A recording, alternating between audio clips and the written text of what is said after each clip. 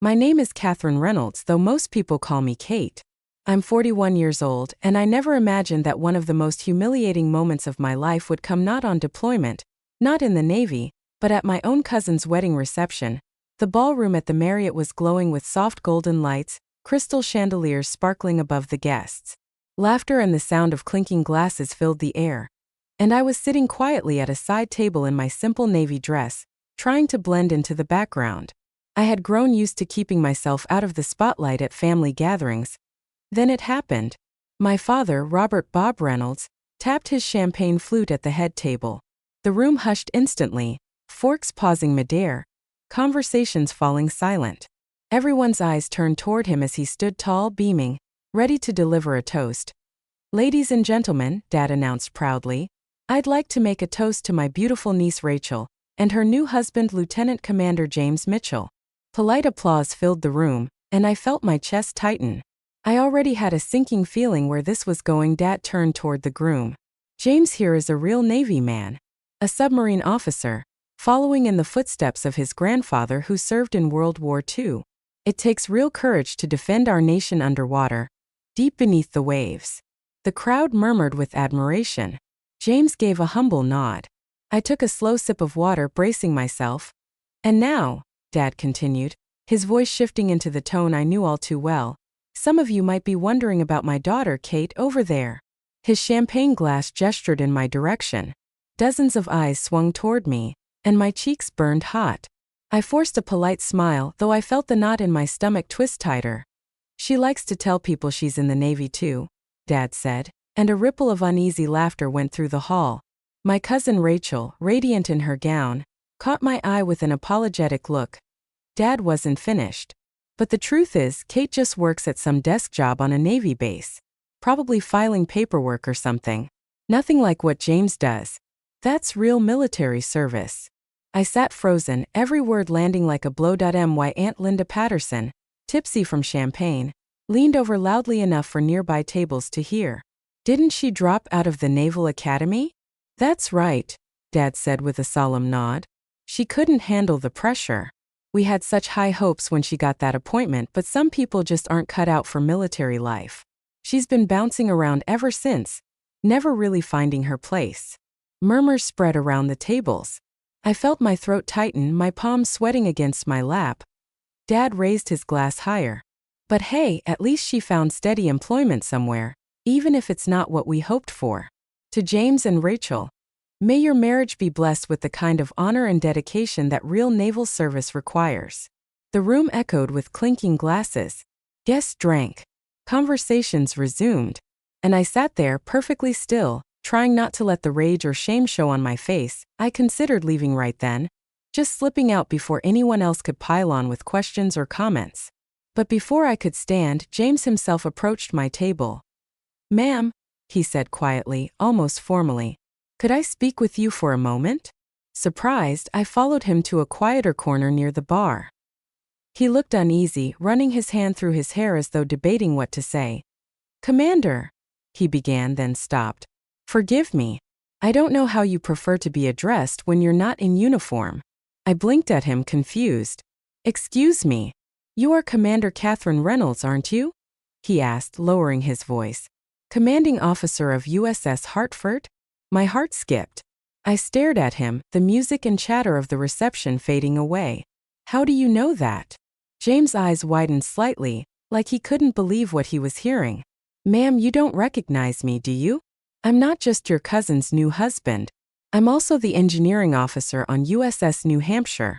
We've been working joint ops with Hartford for the past 8 months. I've been in briefings with you." I searched his face, connecting the pieces. "Mitchell," I whispered. "James Mitchell. You usually go by Jim in the wardroom." "Yes, ma'am," he said quickly. "I didn't recognize you at first without your uniform. But when your father mentioned your name, I realized." "Ma'am, does your family really not know what you do?" I glanced toward the head table, where Dad was laughing and telling another story, oblivious. "Apparently not," I said softly. Jim looked stunned. "But you're the commanding officer of a Virginia-class attack submarine.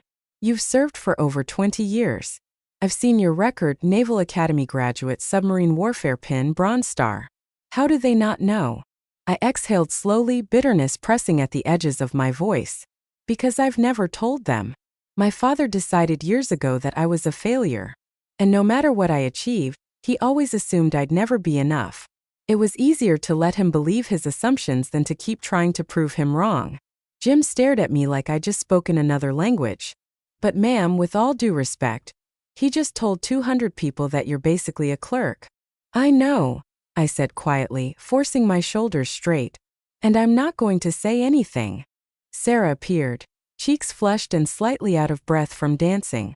Her white gown shimmered under the chandelier as she hurried over to where James and I stood near the bar. There you are, she said brightly. Are you having fun? I see you've met my cousin Kate. She turned to her husband. Jim, this is the cousin I told you about. She works on the base. I forced a polite smile. It's nice to meet you officially. Congratulations on your marriage. Thank you, ma'am, Jim replied automatically. His voice carrying that formal tone again. Sarah frowned. Ma'am? Why are you calling her that? She's family. She laughed lightly. Jim's usually much more casual than this. Jim shifted uncomfortably, his jaw tightening. It's just habit from work. Oh, right, Sarah nodded, oblivious. You're both Navy. Maybe you know some of the same people. Maybe, I answered quickly, eager to steer the conversation away.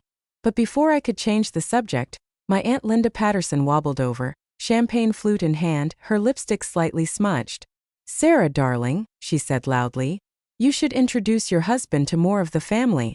And Kate, sweetheart, why don't you tell Jim about your job? I'm sure he'd find it interesting to hear about the administrative side of the Navy. Her words dripped with condescension, each syllable twisting like a knife. Jim's jaw tightened further. Actually, Mrs. Patterson, he said carefully, I'd be very interested to hear about Commander Reynolds. It's just Kate. I cut him off sharply, forcing a smile. Really, there's not much to tell. Routine stuff. Linda patted my arm with mock sympathy. Oh, don't be modest. I'm sure filing reports and managing schedules is very important work too. I felt my stomach twist, but I stayed silent. Years of experience had taught me to let comments like that roll off. Jim, however, wasn't having it. Mrs. Patterson, he said, his voice clipped but polite. What exactly do you think Kate does in the Navy? Linda blinked, caught off guard by the directness. Well, she works at the submarine base in Groton, right? Some kind of support position. Bob, she nodded toward my father at the head table, explained that she never quite made it as an actual officer, but at least she found steady work.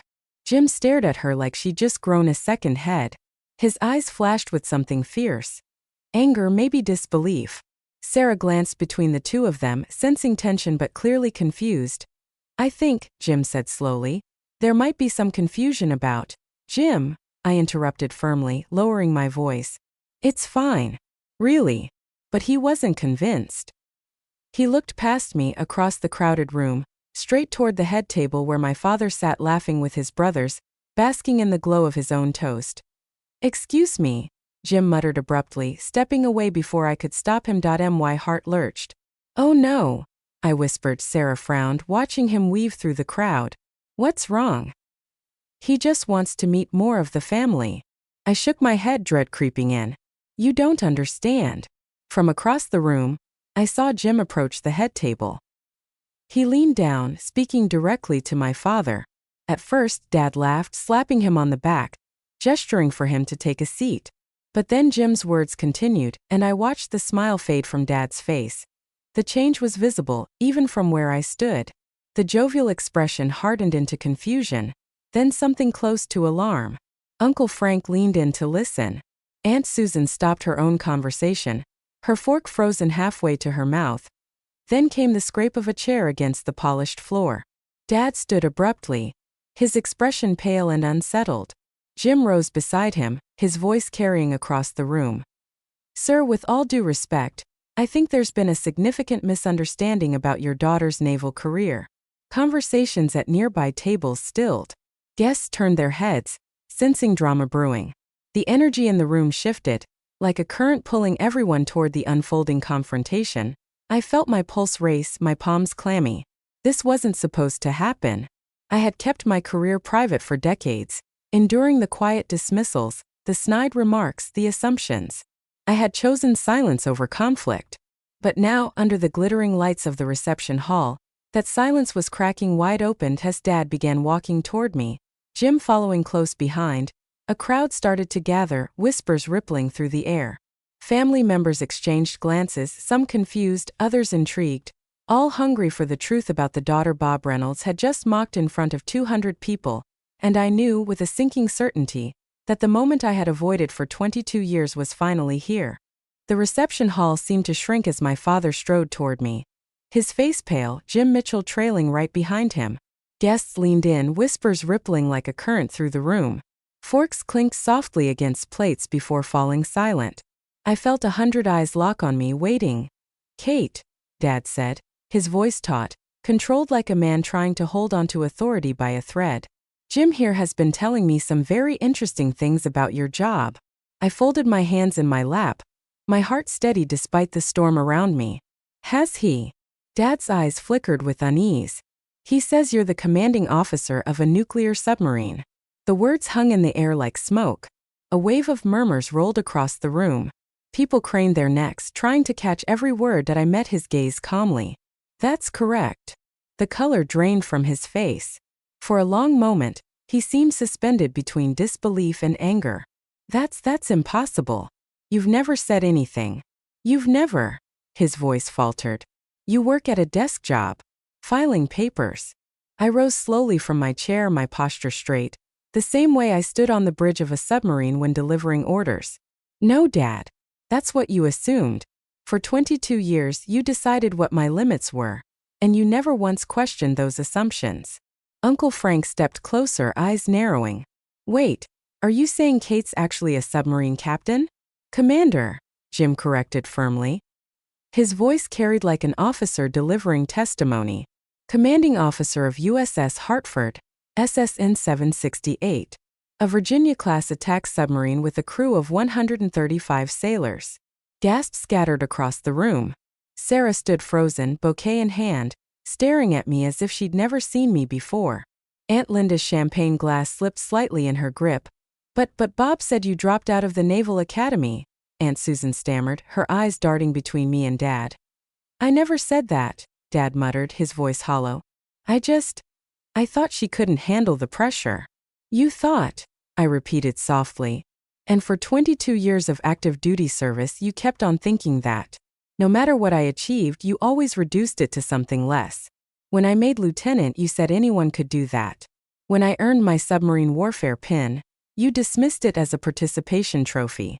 When I was selected for command, you claimed it was just a quota for women."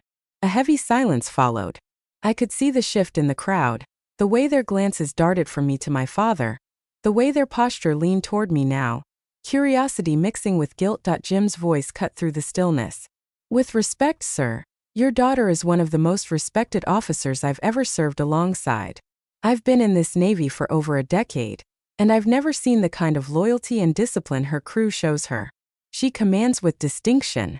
She's earned decorations I can't even begin to list." Dad's jaw clenched.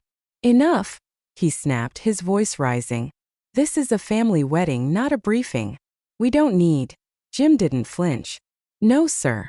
With respect, it does matter. Because you just told this entire room that your daughter is basically a clerk. And that's not the truth." Murmurs grew louder. Someone in the back whispered, "A submarine commander?" Another voice said, "She's been serving all this time and we never knew?"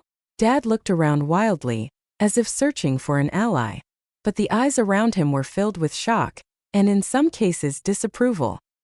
His authority, so solid only 20 minutes earlier when he'd mocked me during his toast, was dissolving in real time. "Why didn't you ever say anything?" Sarah asked softly, her voice carrying in the quiet that I turned toward her, my expression gentle but firm. "Because if I had walked into a family gathering and told you I commanded a billion-dollar nuclear submarine, you wouldn't have believed me. None of you would have." The truth landed heavy. Heads dropped. No one argued. Dad's voice broke the silence, trembling with both anger and shame. "Kate, I don't," I said, holding up a hand. My voice was steady, but my heart was pounding with years of buried pain finally surfacing. For 2 decades, you've chosen to see me as less than I am. Tonight, in front of everyone, you made sure to remind me of that. The truth is, I never needed your validation. But I deserved your respect. For the first time in my life, I watched my father's posture falter. His shoulders slumped, his eyes darting, searching for something he couldn't find. The silence was suffocating. Every word I had held back for years was now standing in the open air, undeniable. And the weight that had pressed on my chest for decades felt lighter, even as the room buzzed with disbelief. The silence in the reception hall grew heavier, pressing down on everyone. My father stood there, rigid, his champagne glass trembling slightly in his hand. For the first time I could remember, Robert Reynolds looked uncertain, like the ground beneath his feet had shifted and he no longer knew where to stand. Uncle Frank cleared his throat. Wait a second. You're saying Kate really commands a submarine? A nuclear submarine? Not just a submarine, Jim said firmly, stepping closer to me. His voice carried every word crisp, like he was delivering a briefing in front of a room full of officers. Commander Reynolds is the commanding officer of USS Hartford, a Virginia-class attack submarine, one of the most sophisticated vessels in the fleet. She is responsible for 135 sailors and a billion-dollar warship. I've worked alongside her. I've watched her lead. Her crew would follow her anywhere. Murmurs surged through the crowd. Rachel, still holding her bouquet, stared at me with wide, stunned eyes. Kate, why didn't you ever tell us? I met her gaze calmly. Because every time I tried to share anything, I was dismissed. When I earned my submarine warfare pin, Dad said it was just a participation trophy. When I got promoted, he claimed it was because of quotas. It didn't matter what I accomplished. He'd already decided it wasn't worth acknowledging. Aunt Linda sputtered, clearly scrambling for words. But Bob said you left the academy. That you couldn't handle it. I never said that, Dad muttered, his voice hollow but loud enough for everyone to hear. I assumed. I thought she wouldn't last. You assumed, I repeated. For 22 years you assumed. And you told everyone else those assumptions as if they were facts. The words cut through the air. Faces around me reflected a spectrum of emotions, shock, regret, even shame. Dad opened his mouth again, but Jim spoke first, his voice sharper than before. Sir, with all due respect, your daughter has more responsibility in a single day than most of us will carry in a lifetime. I've served under many officers, but none have earned the loyalty and respect she commands. She's a Bronze Star recipient. She's carried out missions I can't even talk about. And yet her own family has chosen to belittle her service rather than honor it. I swallowed hard, the emotion pressing against my throat. This wasn't the way I wanted the truth to come out, but it was out now, undeniable. Carol, another aunt, stepped forward, her face pale. All this time we thought you were just working in an office. Because that's what you wanted to believe, I said gently. It was easier to see me as the daughter who couldn't quite measure up than to accept that I had succeeded in ways you never imagined. Rachel's voice cracked as she whispered. Kate, I'm so sorry. We should have known. Should you? I asked, scanning the faces around me. How could you have known? You never asked. And if I had told you, would you have believed me? Would you have believed that the girl you thought couldn't handle military life now commands one of the most advanced submarines in the world? The silence that followed was answer enough. Dad's face crumbled. The confidence that had carried him through the earlier toast now gone. His voice broke as he whispered. Kate, I never meant. Didn't you? I asked softly. Because what you said during that toast suggested otherwise. His lips pressed together as if words had failed him. Tears glimmered at the edges of his eyes. Jim shifted beside me, his voice quieter now but still firm. Sir, I've seen men break under pressure. I've seen officers crumble when faced with responsibility. Commander Reynolds never has. She leads with strength, with intelligence, with heart. And she does it while carrying the weight of knowing that her own family doubts her. The crowd seemed to hold its collective breath. Even the music from the DJ had faded into the background, as if the entire room had frozen around this confrontation. For the first time in years, my father lowered his gaze from mine. His shoulders sagged, his hands tightening around the stem of his glass. I thought I was protecting you from disappointment. he said hoarsely. But maybe I was protecting myself from being wrong about you. I felt a strange ache in my chest, something between sorrow and release. For 2 decades, I had carried the burden of his disappointment. Tonight, the weight had shifted back where it belonged. The guests began to murmur again, their voices softer now. Aunts and uncles exchanged uneasy glances. Rachel reached for Jim's hand, her face full of confusion and guilt. Aunt Linda dabbed her eyes with a napkin, clearly shaken. And me? I stood straighter, calmer than I had felt in years. For the first time in my life, they were seeing me clearly, not through the lens of assumptions or dismissals but through truth. The truth was simple. I didn't need their validation to know who I was. But tonight they couldn't ignore me anymore. The weight of silence pressed on the room, heavier than any toast or speech that had come before. My father stood before me, his jaw tight but his eyes glistening. The mask of authority he wore all my life now cracked wide open. For a long moment nobody spoke. The wedding guests, family, friends, even strangers, hovered in awkward anticipation, waiting for something, anything to fill the void. Finally Dad's voice came, rough and uncertain. "Kate, can you forgive us? Can you forgive me?" The words hung in the air, fragile and unsteady. For a second I was 10 years old again, standing in our kitchen while he scolded me for not throwing a softball hard enough, for not being tough enough. I was 16, holding my acceptance letter to the Naval Academy, watching his forced smile as he muttered that I'd never make it through. I was 22 in uniform, hearing him say I'd never rise past lieutenant because women couldn't handle real command. Every dismissal, every cutting remark, all of it pulsed in that moment. I drew in a slow breath, steadying myself. "Dad," I said finally, my voice calm but sharp as glass, "I forgave you a long time ago. The question isn't whether I can forgive you. It's whether you can forgive yourself." His lips trembled. For the first time in my life, Robert Reynolds looked small. I don't know how," he admitted quietly. "Then start by asking questions instead of making assumptions," I said. "Start by listening instead of judging. Start by being proud of who I am, not who you thought I should be." A murmur spread through the crowd. My aunts exchanged guilty glances. Sarah dabbed at her eyes with a tissue. My cousin Rachel, still in her wedding dress, nodded slowly as if committing the words to memory. Beside me, Jim cleared his throat. "If I may, sir," he said, his tone softer now but still formal. "Commander Reynolds' change of command ceremony is next month. She's being promoted to captain and taking command of USS Virginia. It would mean a lot to her crew, and to me personally, if her family were there to see her off." The words hit the room like another shockwave. Captain. A step beyond commander. A higher responsibility, a greater honor. Gasps and murmurs rippled once more. Dad's eyes widened, flicking toward me with something between awe and regret. "Captain. Pending final approval," I said simply. "Yes." "Oh my God, Kate," Rachel whispered, clutching her bouquet tighter. "You're going to be a submarine captain." "I already am," I corrected gently. "The promotion just makes it official." The hall seemed to shift again. The weight of decades of dismissal replaced now by stunned respect. Guests approached in hesitant waves, offering congratulations. Aunt Linda murmured through tears, "We failed you. We all failed you." Uncle Frank shook his head in disbelief, muttering, "All these years." My father didn't move. He stood there staring at me, his expression carved with guilt and something else, something that looked very much like pride, though it was tangled with regret. Finally, he reached out a tentative hand, hovering inches from my arm as if asking permission. "Kate," he said softly, "if you want us at that ceremony, we'll be there. I'll be there. And this time I'll ask questions.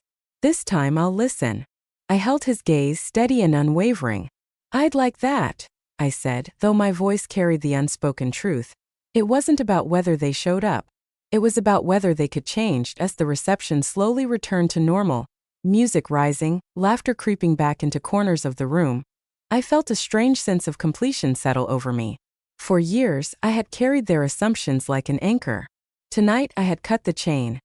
Jim leaned close, his voice pitched low so only I could hear. "Ma'am, I know you asked me to keep your record quiet, but I don't regret what I did." I allowed myself a small smile. You did the right thing, Lieutenant Commander. Sometimes the truth needs to be spoken aloud, no matter how uncomfortable it makes people. He nodded. Still, I'm sorry it had to happen here, of all places. I glanced around at the guests, many of whom were still whispering and casting glances my way. Maybe this was the only place it could have happened, I admitted. Sometimes people need to be forced into the truth. As the night wound down and people began to leave, my father lingered by the door, watching me. He didn't approach again, but the look in his eyes was different now.